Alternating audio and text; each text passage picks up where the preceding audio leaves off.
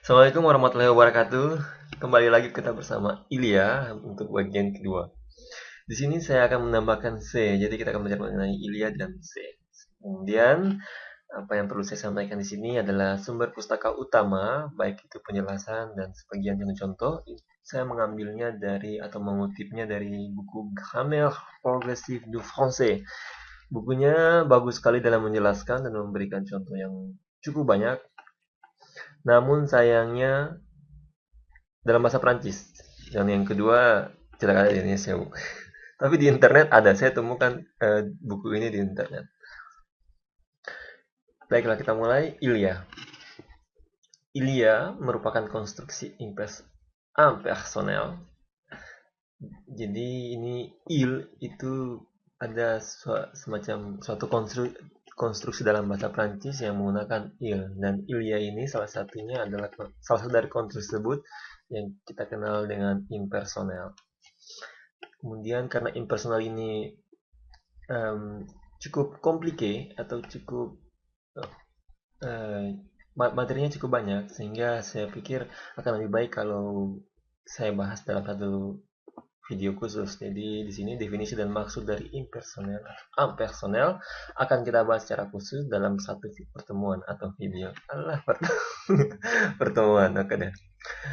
Dans les garages, dans les garages, il y a une moto, c'est un Ducati. Kan? Oh ini lebih cocok kalau saya pakai O. Dans les garages, il y a un moto.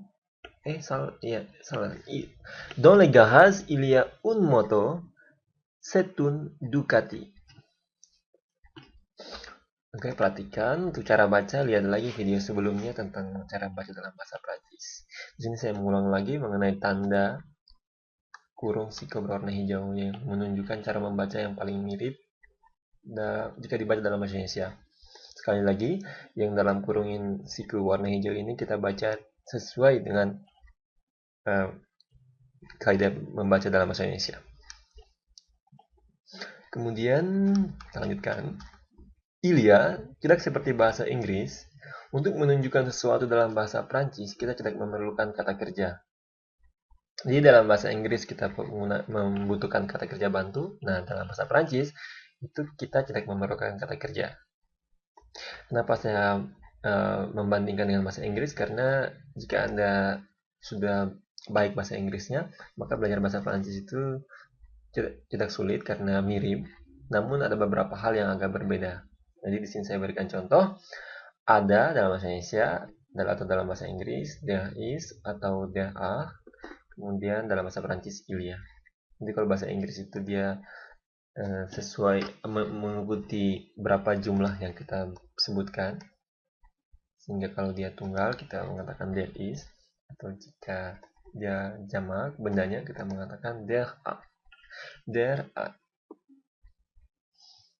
Oke, sekarang contoh dalam bahasa Inggris dan dalam bahasa Prancis.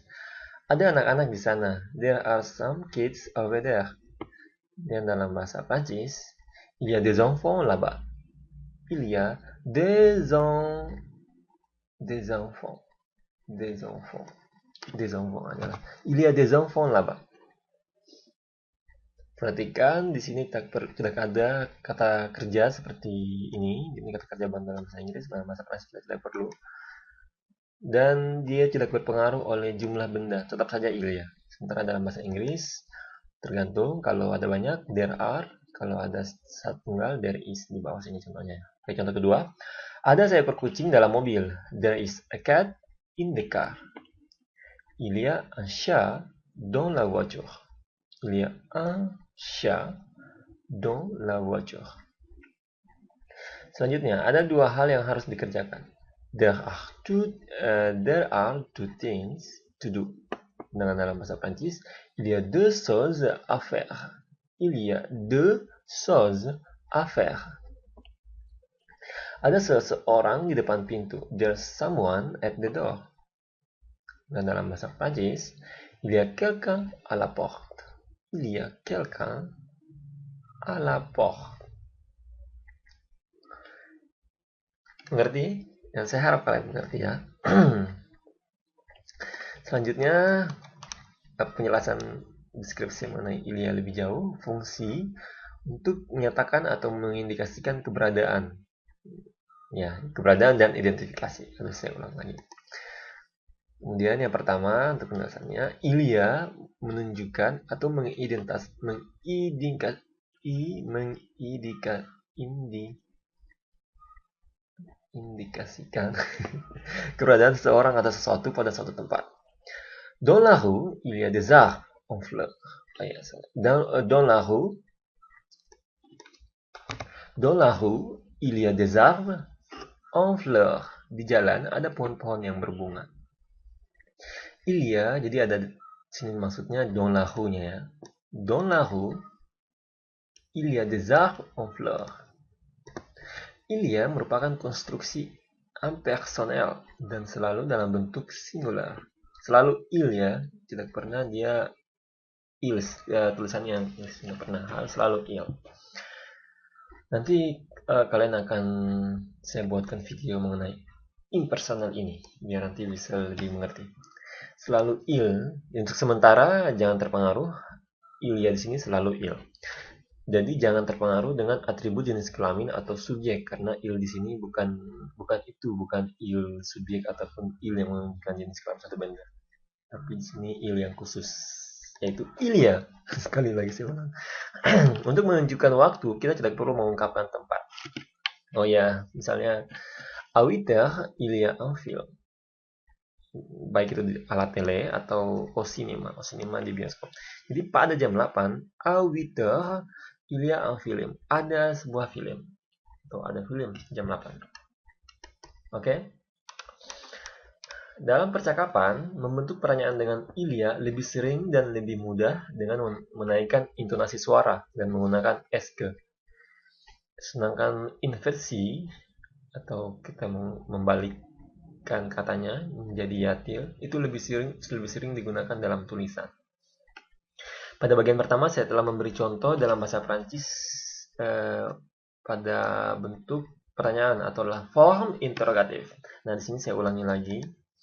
Jadi di dalam percakapan kita lebih sering kalau bertanya itu menggunakan menggunakan intonasi yang lebih tinggi yang kita naikkan untuk membentuk kalimat tanya dan menggunakan eske. Tapi kalau dalam tulisan biasanya penggunaan eske itu tidak dilakukan dan lebih sering menggunakan inversi yatil. Apalagi dalam bahasa SMS. Aduh, kalau dalam bahasa SMS nih penambahan skill terlalu panjang ya.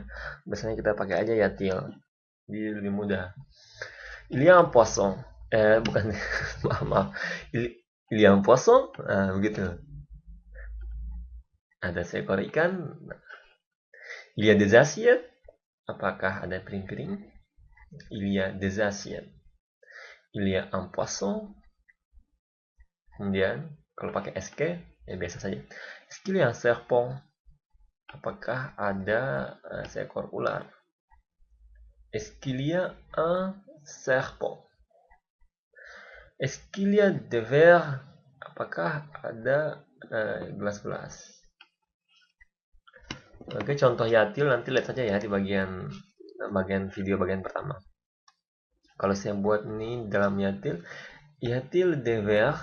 Y a-t-il un serpent? Y a-t-il des assiettes? Y a-t-il un poisson? Sama saja, hanya ini dibalik menjadi yatil. Kenapa pakai T? Karena kalau tidak ada T-nya susah kita ucapinnya. Ya, yuk. Jadi tambahin T. Dan dikasih garis datar ini ya. Seperti ini, SK. Ini harusnya C seperti ini. Tadi kan? Karena dia diinversi, jadi ini yang diberi tanda datar, garis datar. Est-ce qu'il y a un serpent? Est-ce qu'il y a des vers? Il y a un poisson? Il y a des assiettes? Oke. Kita lanjutkan. Il y a juga dapat digunakan dengan kalimat tanya. Contohnya, pourquoi est-ce qu'il y a un requin dans les bassins? Kenapa ada seekor hiu dalam kolam itu? Pourquoi est-ce qu'il y a un requin dans les bassins? Combien d'enfants y a-t-il? Y a-t-il combien d'enfants? Sama saja ya. Combien d'enfants y a-t-il? Ada beberapa anak. Ada berapa anak? Qu'est-ce qu'il y a? Qu'est-ce qu'il y a? Ada apa? Qu'est-ce qu'il y a? Oke, ini yang paling sering. Qu'est-ce qu'il y a?